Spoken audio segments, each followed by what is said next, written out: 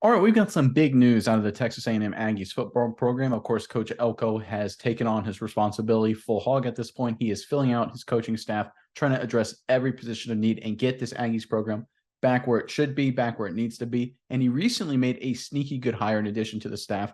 Let's jump right into the report. This is from SB Nation. We got some of the biggest news to date regarding Mike Elko's new football staff at Texas A&M, as Derek Miller will follow Elko from Duke as general manager, the same role he occupied in Durham. Miller has held personal assistant jobs at LSU in South Carolina and had been the GM/director of player personnel at Bowling Green in 2020, Eastern Carolina in 2021, and Duke the last 2 years. This is a vital hire for Elko as the transfer portal era has made it even more important than ever to have a competent person in this role. No kidding. What once was just about coordinating recruiting visits/events has now become a true general manager role, scouting out talent in the high school and college ranks and assisting in roster management at a time when roster churn in college football has never been more rampant. Amazingly, this role at A&M had been vacant since June of 2023 when the Aggies parted ways with Director of Player Personnel Kevin Mashik and did not hire a replacement. All right, so obviously this role, this GM role, is kind of new to the world of college football. NFL, it's obviously a prominent role working directly with the head coach, but we talk about it all the time on this channel, right? The big time college football game is mirroring closer and closer to the NFL game. And I think getting the right GM kind of figure is critical for Texas A&M because the losing guys in the transfer portal and backfilling them, managing your roster, understanding your strengths and weaknesses was so important. My biggest criticism of Jimbo Fisher, and there were a lot of them, was as great a recruiter as he was, it felt more like a collection of talent, not building a roster, not building a team.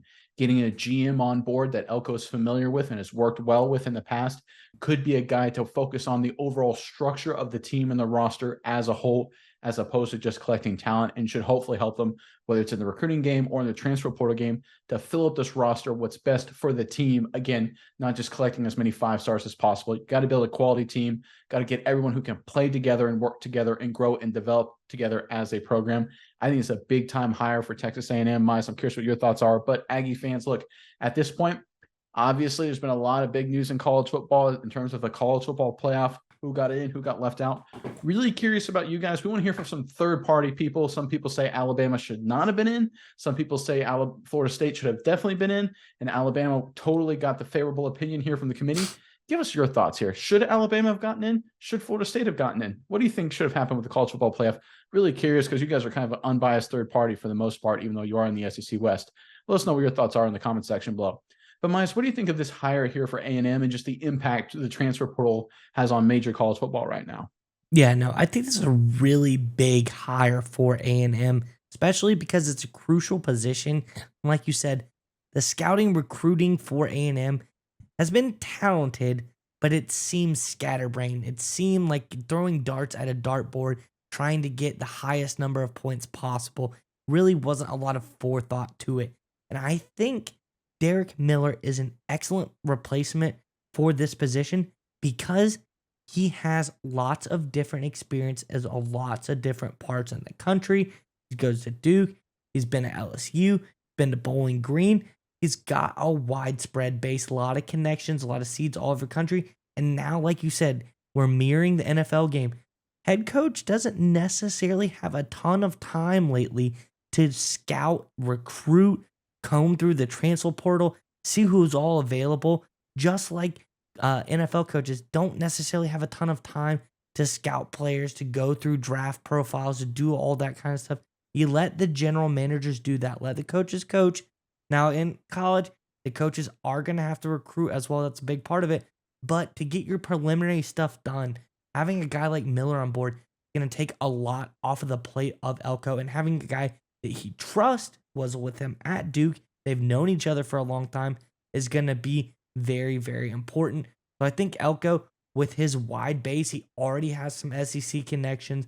I think this is a guy who can come in and really provide a valued role for Elko, getting him started on the right foot, because that's what we want as a coach, to come in, not be too overwhelmed, get off on the right foot, get a fast start, and really try to help turn this program around, because there's not too much to turn around here.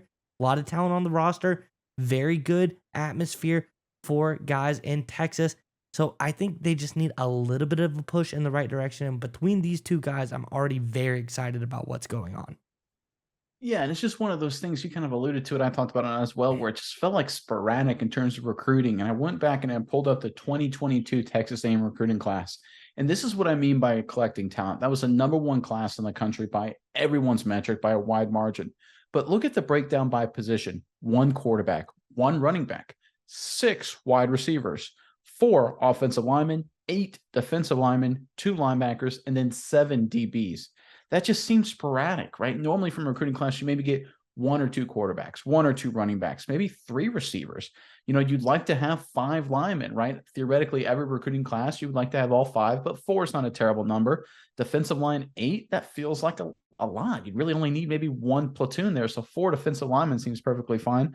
You'd like to have three linebackers in a class if you could. Defensive back, seven.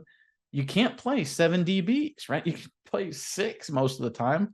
If you're lucky against a spread team, base defense is four. So why do you getting seven DBs in a recruiting class? Again, these were all very talented guys for the most part, a lot of 4 and 5 stars. This was the number one class in the country by far at the time. But that's collecting talent. That's not building a team that makes sense.